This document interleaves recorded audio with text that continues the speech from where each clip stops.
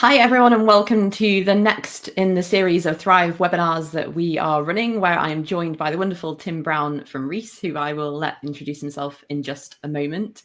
For those of you who aren't aware, Tim and I ran this webinar, this session at Learning Technologies about a month ago, talking about why Deskless doesn't mean voiceless and thinking ahead towards the future and how organizations can prepare for future generations coming into the workforce. Before we get going, I just wanted to say a massive thank you to anyone joining today, because I know it is Learning at Work Week and you probably all have a lot on within your own businesses that you want to attend and want to make time for. So really appreciate it if you managed to carve out some time in your busy schedule to join this session today. I'm Helen Marshall. I'm Chief Learning Officer at Thrive. I've been with Thrive coming up to 4 years, and my role is responsible for talent development within Thrive itself. I'm also the host of a podcast called Diary of a CLO and founder of the Women in Community as well. And I'll pass over to the wonderful Tim to introduce himself as well. Hello, everyone. Yeah, my name's Tim Brown, as it says there. I am the Senior People Development Manager at a fashion house called Reiss. We're based in London predominantly, and we've been around since around 1971. So we're quite an established fashion house. And we have a presence which is global, so US, Europe, but mainly in the UK. So that's mainly our footprint. And I've actually been in the brand for, I think, 12 years now. So which has been quite an interesting journey of change, I think, over the last 12 years. Yeah, I bet you've seen so many things in that time, Tim. Yeah. I think as we all are, anyone in our professions probably witnessed the similar things, similar changes. Yeah, definitely. So as we go through the session today, obviously you have the comment function. So if you want to ask us a question or respond to anything that we're saying on the webinar, then obviously feel free to pop that in the chat and we'll try and get back to you on your questions, either live on the webinar or in the chat itself as well. So feel free to get sharing in there about who you are, where you've joined from and what you're looking forward to in today's session. So a bit of a reflection to start with before we really truly dig in is, for those of you who are joining the webinar live, just put a yes in the comments in the chat to the answer to this question, and that is, do you have children or close family members who are age 15 years or younger? I know both Tim and I fall into this category, and as both parents, but you might have family members, nieces or nephews who are in that age bracket as well. So just give us a yes or no in the chat. I can see someone's messages are coming through now, which is great. So the reason I'm asking this question is because ultimately the children who fall within that bracket are classed as our Gen Alphas. And when we think about Gen Alphas, we're thinking about individuals who are AI powered and will be largely AI powered from the get-go now. So thinking about my children in particular, who are 7 and 4, they are already using technology in a way that it blows my mind, quite frankly, that they're able to do the things that they do already. But if we're thinking about how they're using technology right now and how that might affect the way they're coming into the workforce, it's quite an interesting point, I think, in their lives. They're also thinking about innovation more. So what's new? How do you respond to that? There's an agility needed in the way they're responding to the world too. And that kind of leads to this greater sense of innovation and entrepreneurship that we're definitely seeing in the younger generations. And also, this generation are more globally connected now more than ever, because information and access to other people is really genuinely at their fingertips. So they're not just having to connect with the people around them in physical space, but also across the world as well. So I think when we're thinking about what Gen Alphas and the characteristics Gen Alphas might have, and we think about some of these, and obviously it's not an exhaustive list, I think it's then interesting to think about how many of us would use these words to describe our own workplaces as well. So again, just pop in the comments on the chats if you would use these words to describe your workplace. Maybe you'd use some of them, maybe you'd only use one or two, and great if you're using all of them. But I think if you're thinking about the future and how you might adapt to that, which is obviously what we're going to cover during the rest of this session, then it becomes really interesting to think about almost what that tension might be between expectation and the reality in which our children or younger children are living in at the moment. About a year ago, we hosted an event with Thrive called Thrive Live, where we brought in external speakers to talk about the future in general, not just in learning, but outside of that space, and more specifically outside of that space, in fact. And actually, one of the speakers we had on stage was called Henry Coutinho Mason, who calls himself a reluctant futurist, and he talked about this tension that does exist between the way you're experiencing the world around you and how that shift might change once you get inside the workplace. So if you're thinking about how quickly you can order food or an Uber, and things get kind of you get access to things really quickly, and information's at your fingertips, and the way you interact with even your house in terms of smart devices that exist within your home, when you're coming into the workplace, is the experience similar in terms of the way those spaces are encountered, in terms of way you interact with the technology that's within them? And I think actually a lot of the time the answer is probably more no than yes. And so what does that mean for us as learning and development professionals in the type of environments that we want to create for people? But also, what kind of impression does that leave upon those younger generations coming into the workforce, and how do we prepare them for to make the most and maximize what they have available to them as well? So I think it's interesting to think about if we're looking at the younger generation who are currently in the workforce now. A report released by Deloitte recently, which is a millennial survey, actually highlighted that Gen Z are actually currently choosing employers based on these top three things. So the first one is work-life balance, which I think is not really a surprise, as we hear people speaking about this a lot. But actually, learning and development opportunities were second on that list, above financial incentives. So if we're thinking about how those people who are going to be coming into our workforce soon and what those expectations are coming into the workforce, but understanding how Gen Z are currently choosing employers, then we have to really kind of double down on those learning and development opportunities that we're creating, so we meet the expectations of those people coming into the workforce. Now, similar research also shows that people are leaving their jobs rather than looking for employers because they're not getting learning and development opportunities, more so than they're not getting the right financial incentives as well. So it's an attraction for people coming into roles that they know they're going to get the development opportunities they require.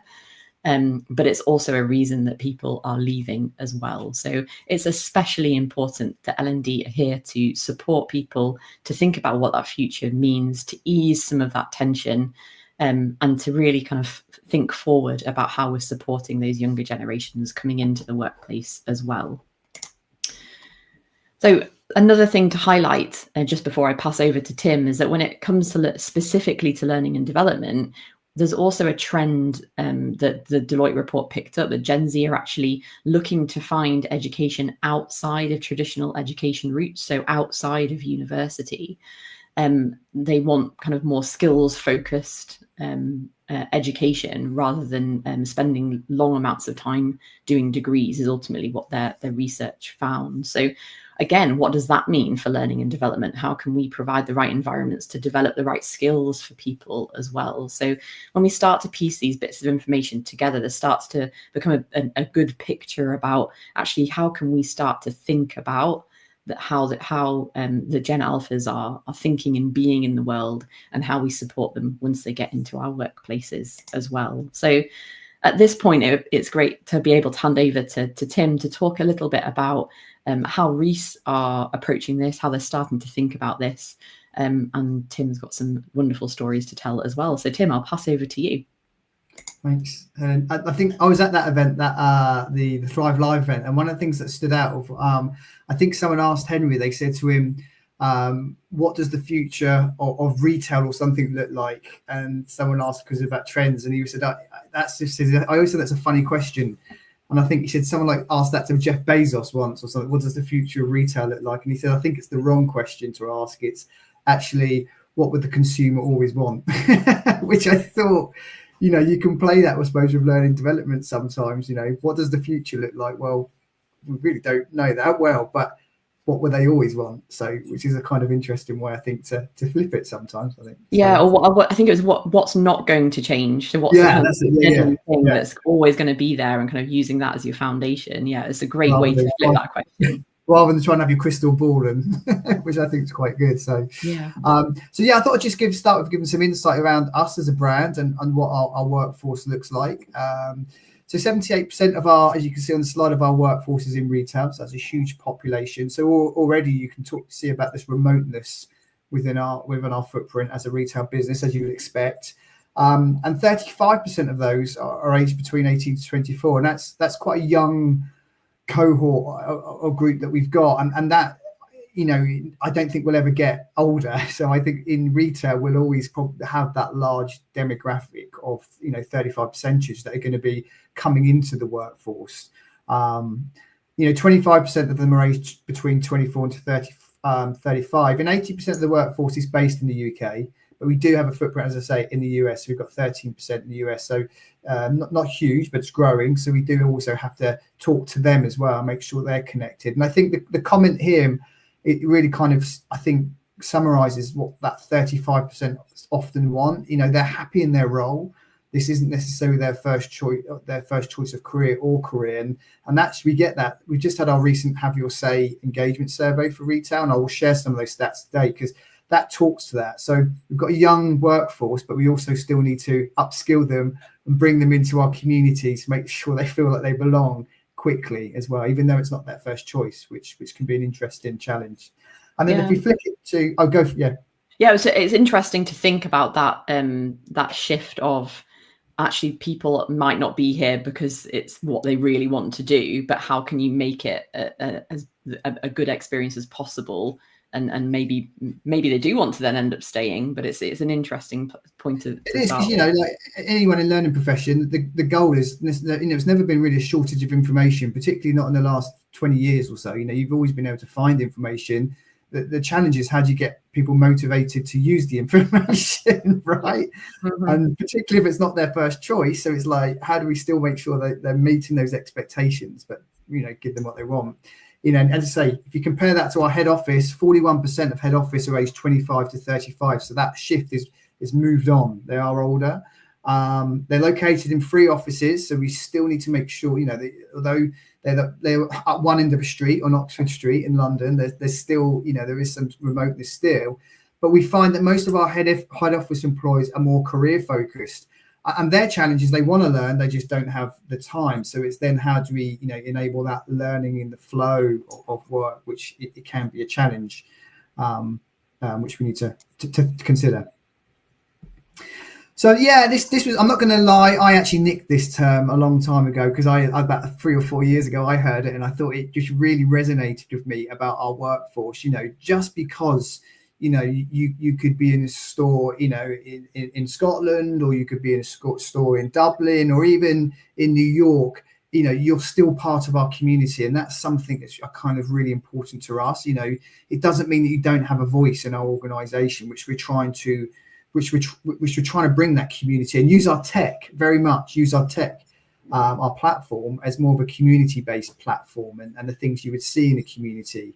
And how reduce these performance gaps that we can see, because there's some great knowledge out there as well, and we're really trying to bring down those walls and those silos, because I think naturally they can happen when you have a remote workforce, even between offices or stores, even between internal, like micro silos you can even get. So how can we use our tech and our platform to start breaking down some of those walls? It's so important as well, isn't it, to think about what kind of barriers exist within businesses, and how you can start to create that better sense of collaboration and community to knowledge share. and ultimately help people to feel like they're being developed and able to access the right knowledge as well. To those stats at the beginning about people feeling like they're being developed in a role is one of the most important reasons they choose an employer in the first place as well. I think it's that movement, isn't it? The feel that you're continually moving in some one direction and you're not stagnant. I think that's what's important, right? So, so how are we considering how we tackle this? Well, what better way than come up with an acronym alphas of how, and I'm not going to lie, I had a helping hand from a friend of mine called ChatGPT on this one. So I thought, what's a better way to bring all this life that we can frame all this? And this is how we're thinking about how we frame it. Using this acronym alphas, and I'll share what we're doing in our business for each of these.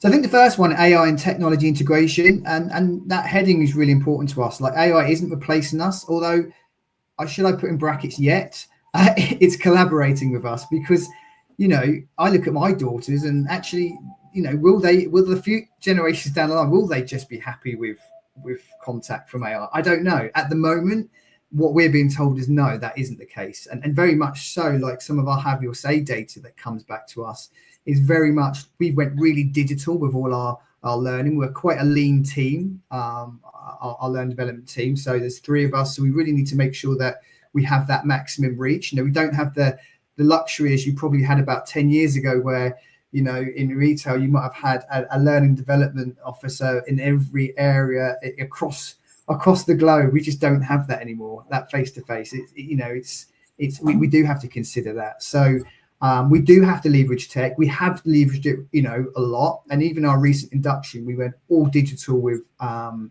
retail. And actually, what's come back in our recent Have Your Say survey is they miss the face-to-face interaction more.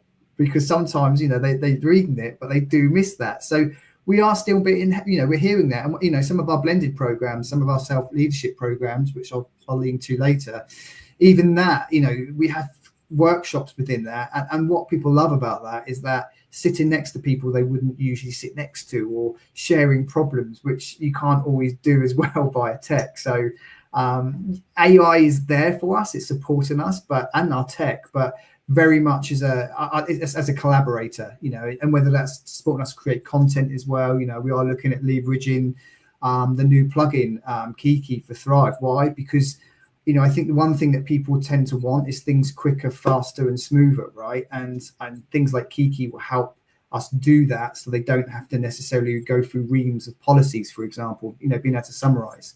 And I think in some interesting stats that came out recently, in our latest Have Your Say survey, that shifted from about 60% before we had the platform launch and we had our old platform. 83% have now said they've got access to relevant and training development, which is, for us, was such a great result in a year. To see that shift was like, wow, we were super stoked about that.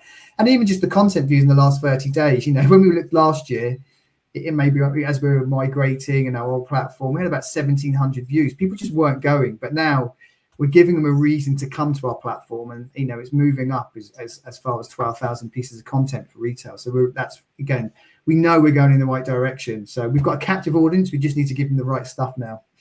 Yeah, it's really interesting, isn't it, that feedback that you're having, that you feel like you were doing the right thing by people by creating that digital experience, because they don't necessarily have a lot of time, but actually that contact and human interaction is actually really important to people. So again, it's going back and thinking, how do we bring a bit of that into it, and what does that look like, which is, I suppose, a key to the agility of an L&D team as well, being able to respond to surveys like that and actually doing something about it, instead of just sitting back and going, oh, that's how it is. Let's be proactive. With our platform, we do have like the social elements, so commenting, liking, and that that doesn't necessarily replace it, but it definitely helps us. If someone's putting a liked up or a thumbs or comment, we will take time to go back onto that, because that is that human contact, that interaction. I think that they still want and crave. And then this is an interesting one, learning career growth, and I flip-flopped over this over the years. I kind of, a few years ago, I went from, is it courses versus resources? And I thought, too many courses, let's go resources. But actually where I'm going now is actually they do need more structure, because everything wants it quicker, faster, smoother. And it's like, so how do we make sure that content's in the right place. And, you know, we're not always getting it right. You know, for example, we've got a stat there that says 38% of people are searching for content rather than finding it maybe on their homepage. Now, some people may prefer to do that, but for me, you know, I think the stat on feed on finding the homepage was something like 25%. So I'm challenging us to say, actually, shouldn't, you know, have we got this in the right place? Because if they're just going to search all the time, then maybe we need to be a bit more, and we're just having actually a big, massive refresh on our platform now, and making everything as much as we can accessible on the homepage, but very much streamlined, so it's not reams and reams. And the interesting thing we've done in this space as well is we used to have two intranets. So we had an intranet for head office and an intranet for retail, plus we had a learning platform. But over the last year, we've combined them all. So now we've got cost saving, so it's a bonus, but also we're trying to do this community, this one place, this one-stop shop. So our head office intranet is part of our Muse Thrive platform, the Muse. And now next week, the retail bringing all of their stuff on too. So we've now just got this one place, and that's come from feedback from the retail employees. They said, we don't want to look in different places. We just want to go to one place and look at it on the Muse. So we're like, great, this is really helpful for us. And we've got a stat there about our induction. You know, we launched our platform for retail with a sole induction. It was just a learning platform, unlike for head office where it's comms as well. And recently, you know, when we asked now, what do they think about our induction? We get a 70% favourable score on that in the last year. We've just got that in, which is a move up from 53% over the last 2 years. So that is a great score for us. But we know as well that actually we want it higher, because actually, you know, what's missing, and it is that face-to-face, because we think we've probably gone too digital. We also think we've relied too heavily on SCORM and e-learning. And I think that's another key thing. Is it sticky enough? Do they want more bite size? Yeah, I think your point about the unification of information sources is really important there as well, because you're thinking about, well, if I'm an individual in a business, how do I know where to go to get the right source and what the source of truth is, essentially? And if there are multiple sources and they say slightly different things, then it obviously can become fairly confusing. Or an intranet might be updated more regularly than a learning platform, and so you then end up going there instead of somewhere else, and that creates its own sort of tension. So I suppose for anyone listening, thinking about actually what does that look like in your business at the moment, and where are people going, and how can you as an L&D team make that a bit of a smoother process, all contributes to that better experience for your employees, and also, you know, creating those better programs like your induction to think about how we're going to bring people on that journey right from the get-go as well. So yeah, it's really great to hear that kind of that focus again on that community, that collaboration, that unification of information sources too. Yeah. And then people and purpose, you know, we think this is a big thing that they, you know, and current generations as well. People want to feel that, you know, they've got a reason to work for us.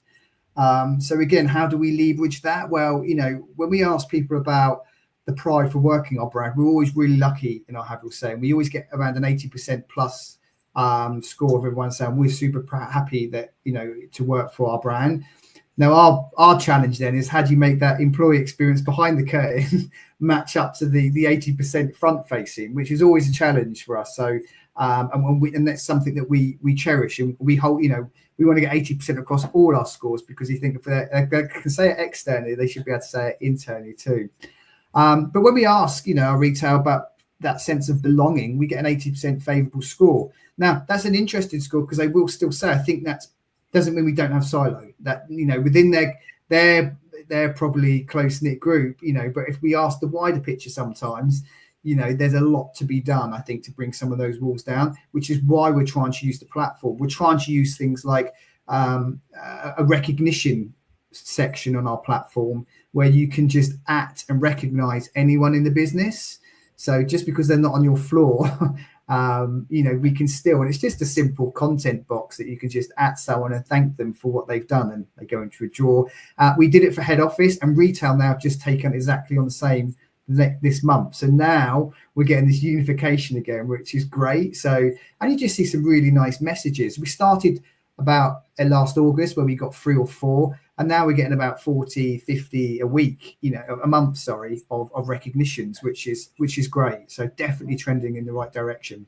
Yeah, I suppose coming back to your point around deskless doesn't mean voiceless, right? That actually these people might not be that visible to the majority of the business, but actually putting their names on the platform and bringing attention to them is that kind of reinforcement of that great work that they're doing, and also creating that FOMO for other people, saying, "Oh, I wonder if we can bring this into what we're doing, like we're doing with retail too." And that's what's happening. So, and actually with that purpose as well, we are going to start launching our content contributor community to support with that. Particularly for retail, giving them that purpose again, that younger generation, where we'll reward them for creating content, and their content will go on a specific homepage block, just to give them that bit more motivation. So that's something we'll be launching with that user-generated content in the summer. Again, the intention as well is how do we bring that performance gap down? So we've got some green stores, and then we've got maybe some red stores on our KPIs. How do we reduce that gap by sharing that knowledge between some of those top stores as well, and giving people a reason and an excitement to come into work? Yeah, it'd be great to hear just a little bit more about that, Tim, if that's okay, in terms of what you're doing there and how so you're giving people the control to create content based on what they're knowledgeable in and then sharing it with other people. Is that right? Yeah, so we're going to be opening it up in the summer. So we launched it during our roadmap, during our retail conference, and said this is coming. So the idea to leverage on, we know there's some great content creators out there, right? They probably do it on their social channels. And what we want to do is leverage that, but we also want to bring down this performance gap, like I said. So, because we've got such a wide spread, how do we get the best practice from that store and share it with the best practice from one of these stores that potentially help, and then test that it's working? So potentially using like the impact service, for example, as well. So how can we prove that that's working so that we can narrow that gap and share some of that best practice? And that's something. So we're going to be I suppose auditioning across the business of who wants to put up this content. It's a mouthful, this one, content contributor community, and then they will be part of a OK Lab, one of the groups. And then when they upload content, it will sit on the homepage block. And then if they get 50 likes and 50 comments, we will reward each piece of content that gets 50 likes and 50 comments for the first year as well, just to incentivize it as well. Brilliant. It'd be really interesting to see the impact that has as well, because like you say, people are doing this as part and parcel of their daily lives, probably. So but actually thinking about how you share that knowledge and skills more openly across the business as well. It'd be interesting to see what happens. Our goal is by the next year, we're going to have the next retail conference, is that they stand up there and say, we've generated this amount of revenue through this particular, and that's that for any L&D professional to be able to say that, it's like, yes, absolutely. It's tying it back to our business need and thinking, what is the purpose of what we're doing here? Yeah. So yeah, I'm sure there'll be some good stories to tell there as well. And then this is a personal one, holistic recovery. I use the term recovery, not well-being, because we're a performance-based culture. It's not a beanbag culture, I'd say. We are a performance-based, and they can be quite uncomfortable sometimes because we're quite driven and ambitious. And with that, we want to push people to their potential, but we also need to be mindful that, to do that, we need to come back again, because, that's in sports performance, that's where the improvements happen, right, during the recovery. So we want to lead into recovery. And we have things in our self-leadership program called the Recovery Ring, where we'll share different virtual sessions on fueling well, sleeping well, some of those key levers that we can pull on. So, when we ask about our managers about, the well-being, what the people say, that 85% say that a manager generally cares about their well-being. So I think that score alone, and have your say, it shows that, we've got managers, which I'll talk about in a second, the next slide, that do care and have a lot of gas, but I'll explain what that means in a sec. Well, I think before you do, I think it is really important to think about the holistic approach, as you say, around how are people able to show up in their daily lives, having had good sleep, or having given themselves the space to reflect on what they've been doing, or are they eating the right things? And whilst I think it's really important for businesses to talk about that and create the space for it, particularly now, there's also that kind of challenge to people to say, actually, you need to step up and do this as well. I mean, you need to meet us halfway. But I think just making it part of the conversation is so important. How often are people talking about sleep and healthy eating and nutrition in relation to work? So yeah, it's really, I always say when you talk about this, it's really nice to see this in practice within your business. Yeah, it's one of my favorite things to talk to include in our programs. And this is what we talk about when we talk about gas. This is what we mean. We want our leaders to give a shit. So we like our leaders to have gas. And I think authentic leadership is a big thing for particularly from these younger generations that coming through. If you look at that history of leadership styles from great man theories to where we are now, there is people want to know that they're dealing with a real person, and that person's transparent and they know what they're getting from that person as well. No hidden agendas, and that's a big thing. So how do we enable our leaders? So, with some of our programs, we'll lean into that, whether it's talking about emotional maturity. So rather than emotional intelligence, I call it emotional maturity, because I think intelligence sounds elitist, whereas maturity is something we can all go into, I think. But and we'll lead into that in some of our programs or some of our skills development, because I think that is something that they really care about, and they've been brought into the world, right? Whether it's schooling, parenting, with a lot of care, with a lot of positivity, so and transparency. So we need to lead into that, because going back to the point, what do they expect from our leaders? What do they expect from our leaders now? I think they want people to know that, they're authentic, right? Which can be a challenge, particularly if you've got leaders at different ends of the spectrum too, who are in the work world at a different time when the leadership styles were very different, right? Yeah, it is definitely a challenge, but I think it comes back to that kind of fundamental question around, I suppose, who you want to be as a person and how you want to show up for those around you, and talking about that ability as a leader to actually give a shit about your people. And it sounds obvious when you say it out loud, but giving people the space to say, actually, I do want to be the best I can be, is really important. And we all know how important empowering managers is in success for any initiative that's being rolled out in a business as well. So starting with that kind of management focus and moving into how you support people and how you get to where you want to be is hugely important. And we tackle that leadership program in two parts as well. We do self-leadership, and we'll talk about team leadership very distinctly as well, because I think once another thing I've mentioned to you, it's amazing. Like, we talk about all these skills and training on different skills, but we rarely ever train people how to be themselves, which is quite interesting. So, like, how can I train, when you're, it's something that comes up, how can you train someone to be authentically them, but still be comfortable with that as well? So that's something that we lean into with our self-leadership programs too, to bring that authenticity out and help them understand how they can navigate the world and still be successful by being themselves. And then sustainable impact. So, I suppose some of the big things, people care about are what we're doing for the people on the planet these days, right? That's huge. So, we've had about an 80% reduction on just some pragmatic things in printing and L&D material. We just don't need it now.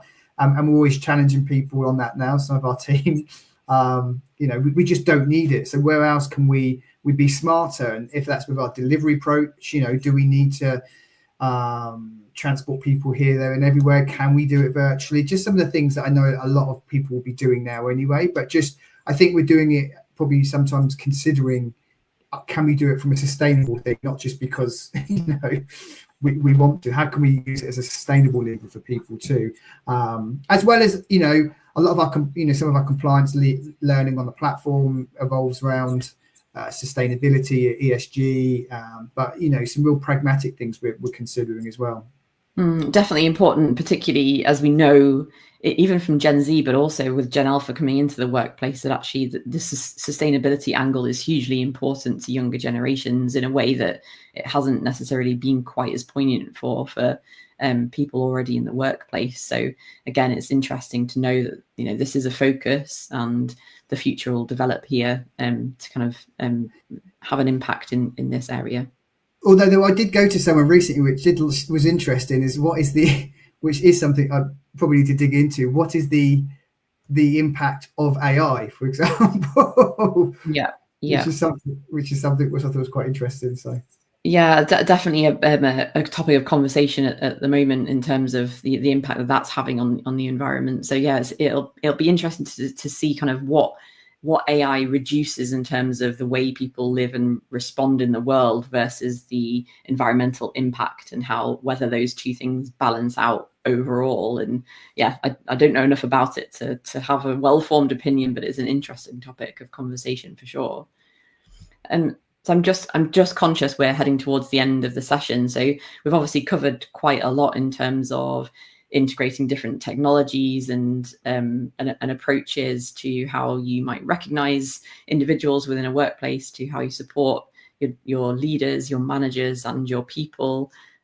Obviously, Tim's mentioned his engagement survey and the data points there a lot as well. So if you do have any questions for Tim, then obviously just pop them in the chat whilst I'm just wrapping up here, and it'll be really great to hear some of your questions about anything that Tim's spoken about.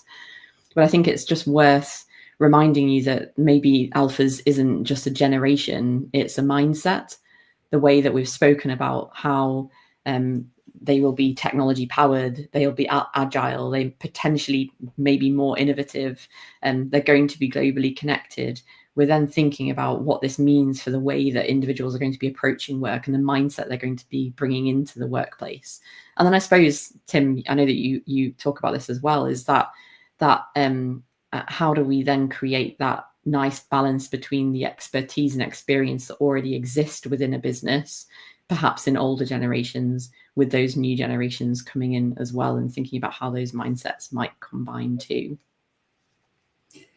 I think that's an interesting one. And actually, particularly like when you start getting, when you're getting a bit older, does that, how do you become still relevant? Which I think is interesting, because the focus is a lot on, I suppose, the younger generation, but we still are going to have a huge population that still has knowledge, that still is relevant, but we still need to allow them to be part of our community too, right?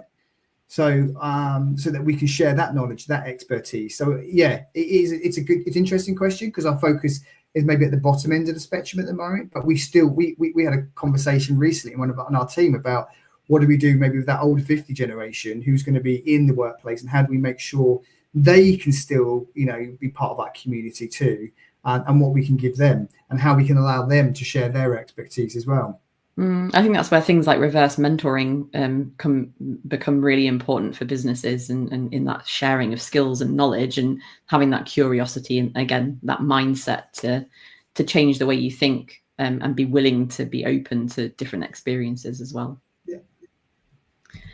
So if you do have any questions for us, obviously we'll stay on the webinar for a couple more minutes. I can't actually see anything coming through in the chat at the moment, but obviously we will hang on. I appreciate there's probably a little delay in some of those questions coming through. But Tim, thank you so much for sharing all of the good stuff that you're currently up to in Reiss. I know there's lots more to come, and you've got lots under your belt, and some very exciting projects lined up too. So really appreciate you taking the time to share with everyone that's joined the webinar today. Thank you. No, loved it. And thanks for listening.